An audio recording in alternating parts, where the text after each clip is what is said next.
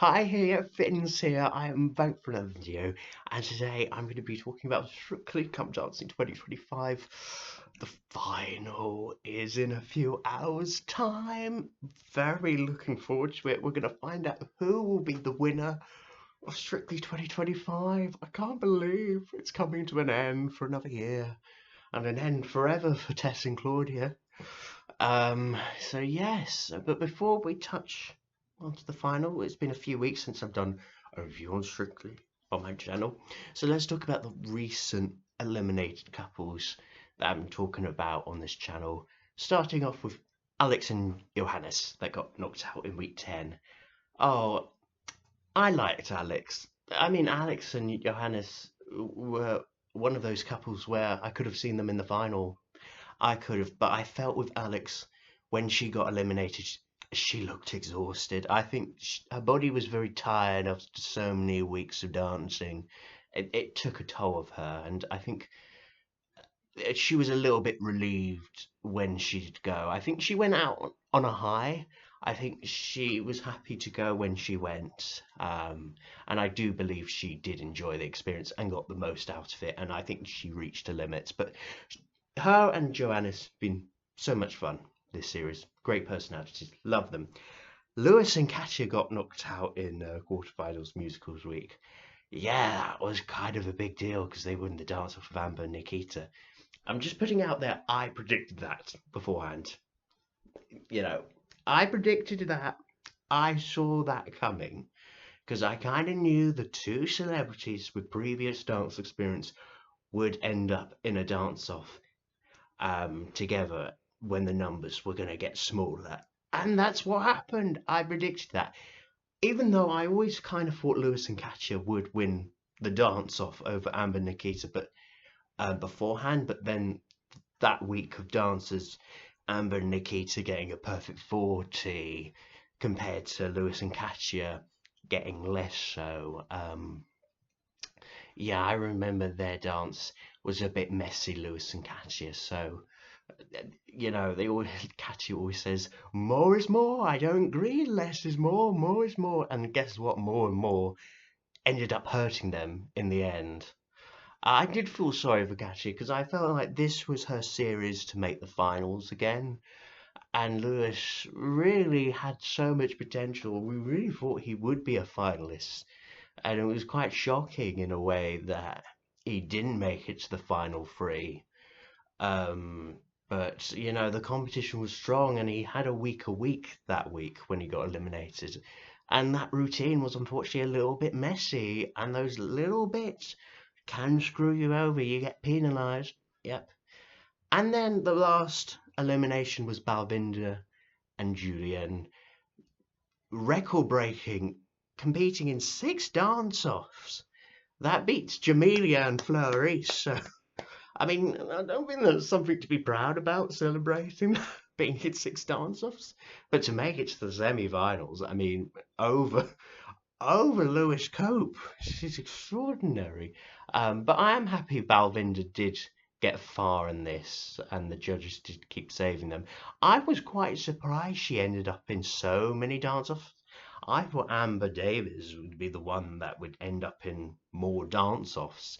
I guess Balvinda isn't maybe the biggest name out the lineup. Maybe that played a part, but I thought the EastEnder block vote would come.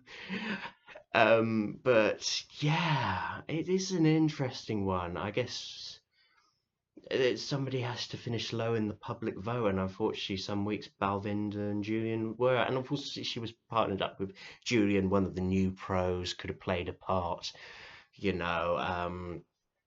But she made it to the semis, and she got the most out of it, and she enjoyed her experience, and she was happy when she went. So yeah, I'm happy that she got that far in the end because she did have some good dances, and she was a good dancer that did deserve to get to the semis in the end and make it to the final four. But not the final three, so we have three left: Karen and Carlos, George and Alexis, and Amber and Nikita. I'm happy with the final three. I mean, there's been other couples that I would also like to be in the final, but we were only going to get 3 couples in the end, so I'm happy with the final three we've got. And they've got some good dancers coming up in the final. It's going to be a hard one to call. I think it's probably a two-horse race, I would say, between Karen and Carlos and George and Alexis, I think. I don't think Amber and Nikita, saying it's the nice way possible, I don't think they're going to win. And it's nothing personal on Amber Davis at all. We're not we're not hating on the girl at all, but I just don't think the public are connecting to Amber and Nikita compared to the other two couples that are left. It's quite clear getting perfect 40 from the judges and still end up in the dance off really says a lot. So yeah, I don't think they're gonna win, unfortunately. Even if they get three perfect 40s in the final, I don't think they're gonna lift the trophy. We've seen it all before. But we're not showing, we're not throwing shade or hate towards Amber at all. No, we're not throwing death threats or anything like that at all. It's nothing personal. This is not, we're not being Israel at Eurovision, you know. Let's keep it real. You know, it's just how it's gonna happen, unfortunately, and these things happen. But you know, she's made the final and she's had perfect 43 weeks in a row, which is a first. So, you know, and she wasn't supposed to be a part of the original lineup, you know. So she can't really complain, really. So anyway, I wish her the best luck, and it's nice to see Nikita in the final as well. Yeah, so I do think it's going to be a two-horse race between the other two couples. Oh, it's a tough one to call because you've got George, who will have his fan base, but yet Karen will also have a fan base because she was a former lioness. So it's a hard one to call. I think out of the two, Karen probably is the better dancer, better results, better scores from the judges compared to George. But if George wins, he would still be a deserved winner. It's just a really hard one how to call because neither of them have been in dance off. So it's interesting. I mean, I remember in 2018, people thought Joe Sugg was going to win because he was a YouTuber and fan base. It ended up being Stacey Dooley. So you know, sometimes you might think, oh, the YouTube social media style content creator is gonna get all those votes in, but sometimes someone else comes in and surprises us all. And you know what? Karen and Carlos will be doing that jive they did in week one. So I do wonder if she gets a perfect 40 from that jive and that's the last dance they do. I wonder if that's going to pull in votes because that really wowed everyone up. So I think it's going to be Karen and Carlos. I'll go out on a limb and say I think the winner of Strictly Come Dancing 2025 will be Karen and Carlos. I just think they've had that winning journey. I think the 2025 has been the year of the Lionesses winning the Women's Euros earlier this year. I think there's support between women's football and that. So I think it's going to be Karen or Carlos. Even though if George and Alexis win, I will be thrilled. I think I want George and Alexis to win. I think Karen and Carlos will win. Mind you, if Karen and Carlos win, I wouldn't be mad. I would be happy. Of course, that's who I think will win. Even if it's Amber and Nikita, which I don't think it will happen, but I think if they win, I wouldn't be mad either. So, you know, I'll be happy whoever wins, but I think it will be Karen and Carlos that will win. It's a hard one, you know, this year. Really, really hard one to predict because, yeah, as I said before, Karen and Carlos and George and Alexis haven't been in any dance-offs, so it's very hard to know which couple has done the better in the public vote. And of course, the dancers in the final could all depend how the public sees these couples as well, who does better with the judges. It's who knows.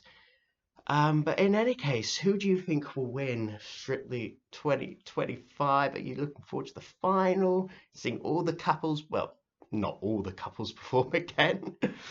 Someone had to sue the BBC again. Anyway, I'm not complaining. I didn't do a salsa to Dizzy Rascal.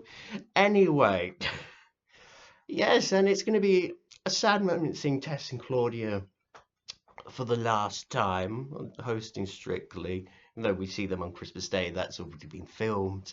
So this will be their final time ever doing Strictly. It doesn't feel real yet. It hasn't really sunk in.